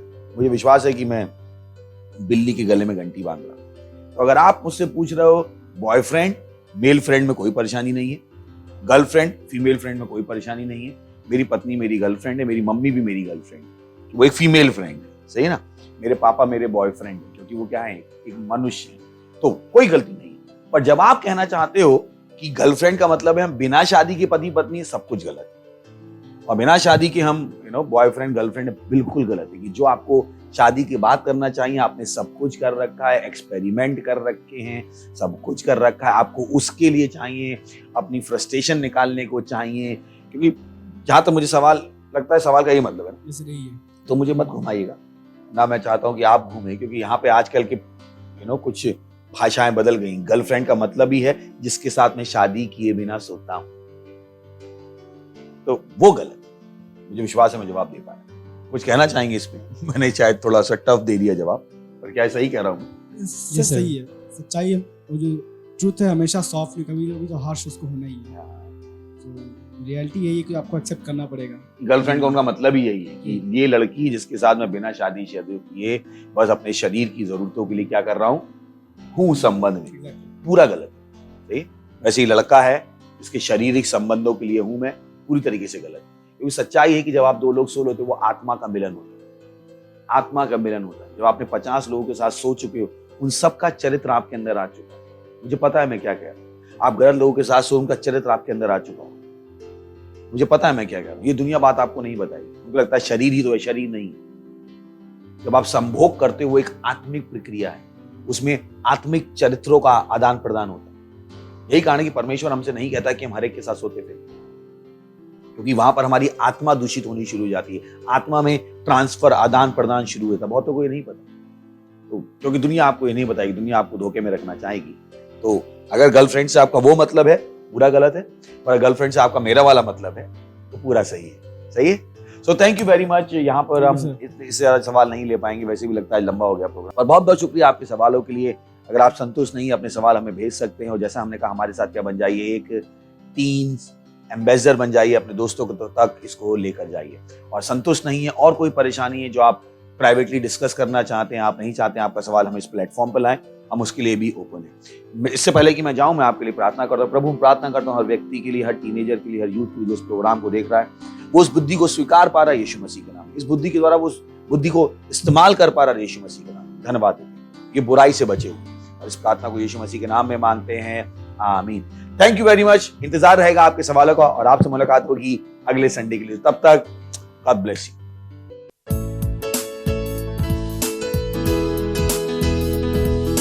Praise the Lord, hallelujah. स्वागत है आपका फिर से एक स्पेशल सेगमेंट में, जहां पर अगर आपने यीशु मसीह को अब तक जाना नहीं है तो ये मौका है आपके पास यीशु मसीह को जानने का और उसे अपने जीवन का प्रभु और स्वामी बनाने का। तो जहां कहीं भी आप हैं, अपना एक हाथ स्वर्ग की तरफ उठा सकते हैं, मेरे साथ इस प्रार्थना को बोल सकते हैं। बोले, धन्यवाद परमेश्वर मुझे बचाने के लिए। मैं विश्वास करता हूं कि यीशु प्रभु है। मैं विश्वास करता हूं कि यीशु मेरे लिए आया, मेरे लिए मरा, और परमेश्वर ने उसे तीसरे दिन मरे हुओं में से जिंदा किया। मैं आज यीशु मसीह को बुलाता हूं अपने हृदय में मेरा प्रभु और स्वामी होने के। मैं आज से प्रभु की संतान हूं और यीशु मेरा प्रभु। यीशु मसीह के नाम में, आमीन। Praise the Lord, hallelujah. स्वागत है आपका इस परिवार में।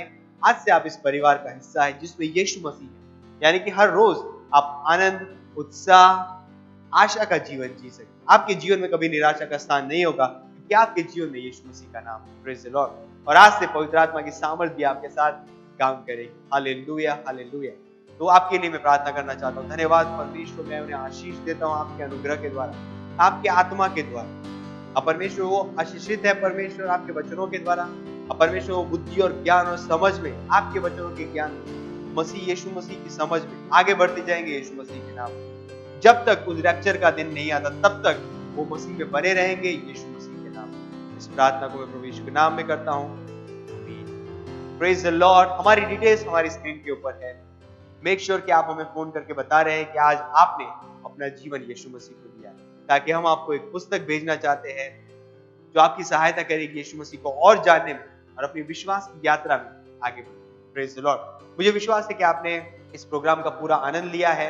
लेकिन अगर आप यहाँ पर प्रोग्राम में आए थे, लेकिन आप शरीर में बीमार थे और परेशानी में थे और आप चाहते थे कि परमेश्वर आपको चंगा करे, तो ये समय है कि आप अपने आप को तैयार कर सकते हैं, अपनी चंगाई को अपने शरीर में ग्रहण करें। तो जहां कहीं भी आप हैं, अपना एक हाथ स्क्रीन की तरफ बढ़ा सकते हैं और दूसरा हाथ वहां पर रख सकते हैं जहां पर शरीर में परेशानी है, और विश्वास रखिए कि परमेश्वर की सामर्थ यहाँ पर उपस्थित है हमारे बीच में आप तक चंगाई पहुंचाने। धन्यवाद परमेश्वर। मैं प्रार्थना करता हूँ हर एक उस व्यक्ति के लिए जो उनके शरीर में चुनौती है, बीमारी है, दर्द है, पीड़ा से जा रहे हैं। मैं आदेश देता हूँ हर बीमारी को, उन शरीरों को छोड़ के जाने का यीशु के नाम में। मैं आदेश देता हूँ हर शैतान को, शैतान की सामर्थ को, उन शरीरों को छोड़ के जाने का यीशु के नाम में, लौट के नहीं आने का यीशु के नाम में। धन्यवाद परमेश्वर। सर से लेके पांव तक चंगे हो जाओ यीशु के नाम में। धन्यवाद, चंगे हो जाओ, चंगे हो जाओ। Hallelujah, hallelujah. प्रार्थना को हम प्रभु यीशु के नाम में, आमीन। Praise the Lord, hallelujah. आज आपने परमेश्वर की सामर्थ का अनुभव किया है और हमें विश्वास है कि आप चंगे हो चुके हैं। अपने आप को चेक जरूर करिएगा और हमें बताइए कि आपने कैसे आज चंगाई की। हमारी डिटेल्स हमारी स्क्रीन के ऊपर है। हमें इंतजार रहेगा आपकी गवाहियों का। आपकी गवाहियां हमें उत्साहित करती है और अधिक करने के लिए, और परमेश्वर के राज्य में सुसमाचार को फैलाने के लिए हम उत्साहित हो जाते हैं आपकी गवाहियों को जब हम सुनते हैं। Praise the Lord, hallelujah.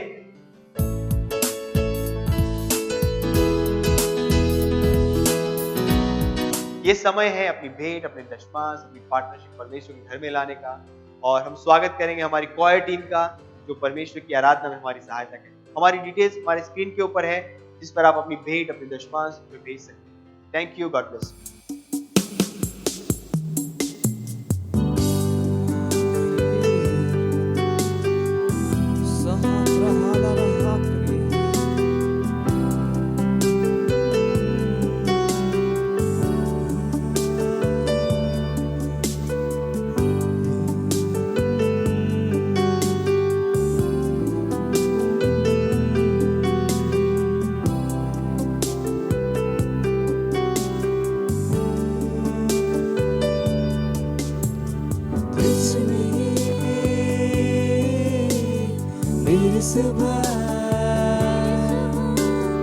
तुझ में ही मेरी आशा, तुझ में ही मेरी सुबह,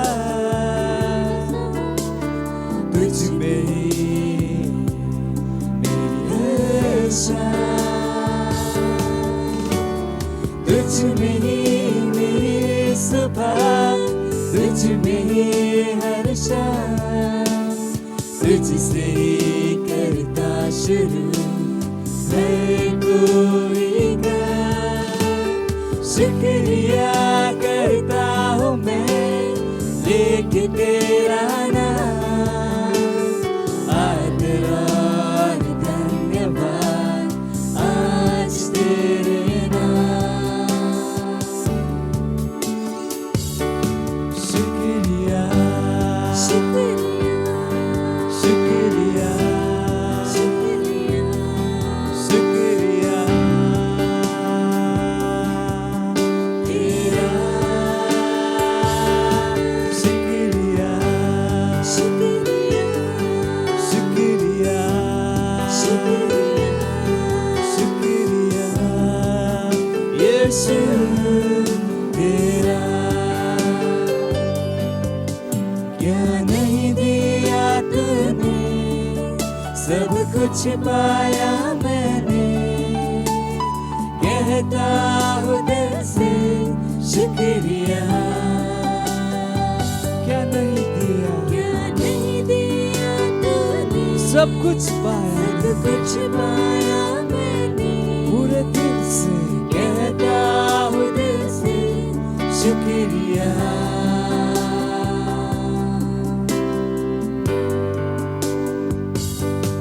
शुक्रिया शुक्रिया शुक्रिया शुक्रिया शुक्रिया तेरा, शुक्रिया शुक्रिया शुक्रिया शुक्रिया शुक्रिया यीशु तेरा। सारी दुनिया तेरी है, सब कुछ तूने रचाया है, मुझको भी तूने बनाया है, तेरे जैसा किया है। क्या नहीं दिया तूने, सब कुछ पाया मैंने, कहता हूँ दिल से शुक्रिया। क्या नहीं दिया तूने, क्या नहीं दिया तूने, सब कुछ पाया मैंने, कहता हूँ दिल से शुक्रिया। शुक्रिया शुक्रिया शुक्रिया शुक्रिया शुक्रिया तेरा, शुक्रिया शुक्रिया शुक्रिया शुक्रिया शुक्रिया यीशु तेरा।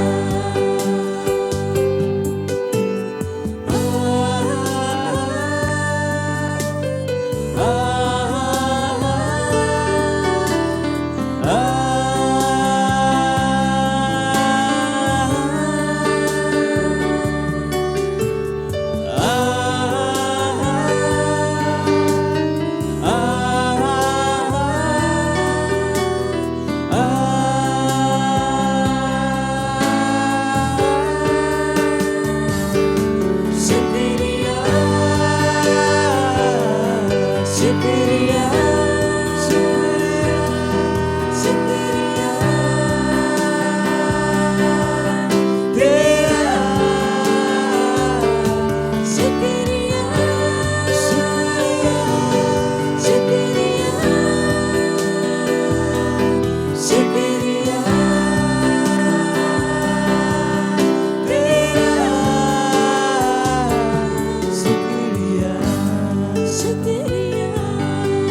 शुक्रिया शुक्रिया शुक्रिया यीशु तेरा शुक्रिया शुक्रिया शुक्रिया शुक्रिया शुक्रिया यीशु तेरा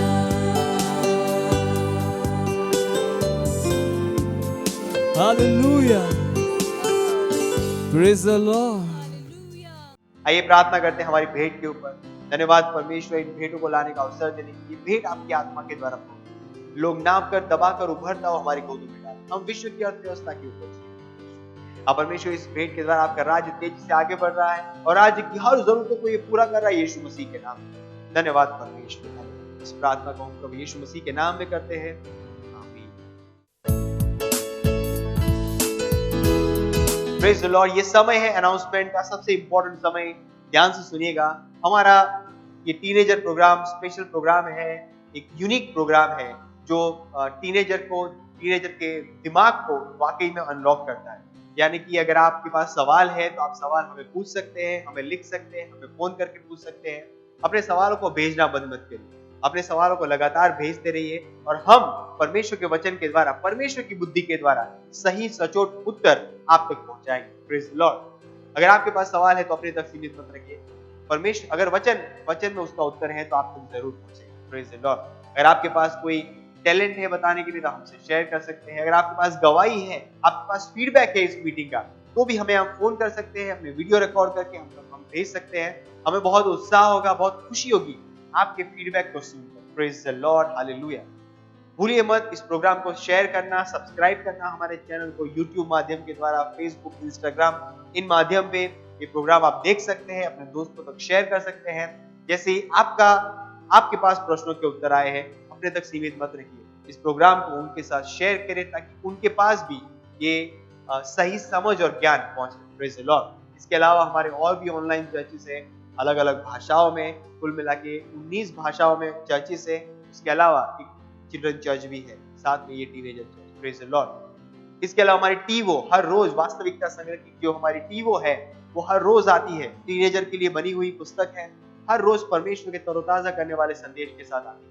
उसे हर रोज पढ़िए और अपने दोस्तों को भी दीजिए ताकि वो भी उसे पढ़ सके। बहुत जल्द हमारी ऐप आ रही है, उस ऐप को आप डाउनलोड कर सकते हैं जिसपे सारी भाषाओं में आप हमारी वास्तविकता संग्रह को पढ़ सकते हैं। ऑडियो में अवेलेबल होगा और टीवो भी वहां पर उपलब्ध होगा और आप टीवो को हर रोज हमारी ऐप के माध्यम के द्वारा आप उसे पढ़ सकते हैं। मुझे विश्वास है कि आपको इस प्रोग्राम में बहुत आनंद आया है। एक विशेष अनाउंसमेंट है, इस महीने की 26 तारीख को हमारा स्पेशल हीलिंग सर्विस है। Hallelujah. Praise the Lord. Praise the Lord.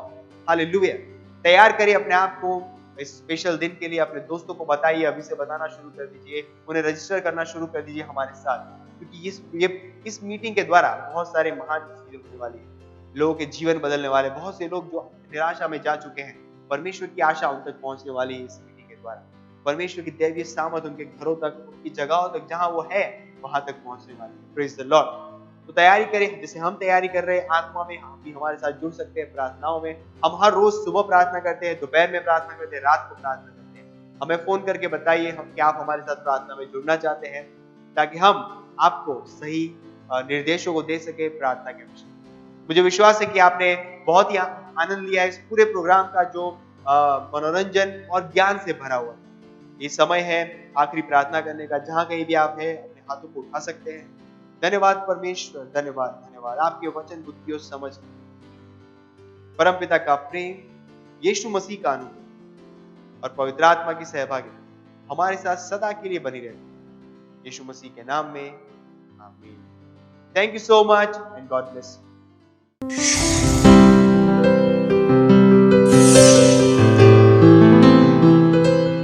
Subscribe to our channel, hit the bell icon, like, comment and share. Thank you and God bless you.